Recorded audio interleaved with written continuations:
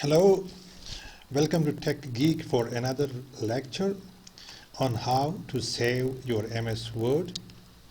When you create a MS Word document and do your work on the document, and then you have to save your document somewhere on your computer. So in this lecture I will show you how to save your document. This is the document we have done work in. Now I want to save this document somewhere on my computer. I have to go here and then save, and then the location where I want to save this document. I will click on browse, and then it will take me to the place where I want to save this document.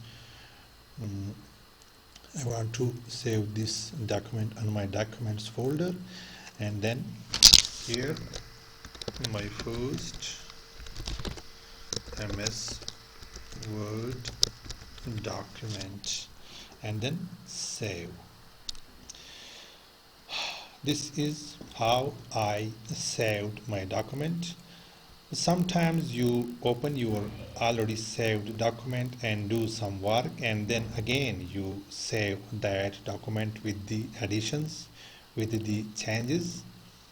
Then you save this document like you can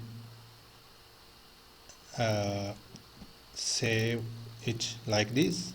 But if you want to keep the original file and save another file with the changes you have made, you have to click Save As and then select the place or location you want to save the document in.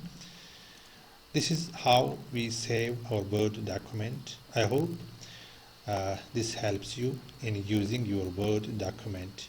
Please do not forget to subscribe to our channel for more useful tutorials.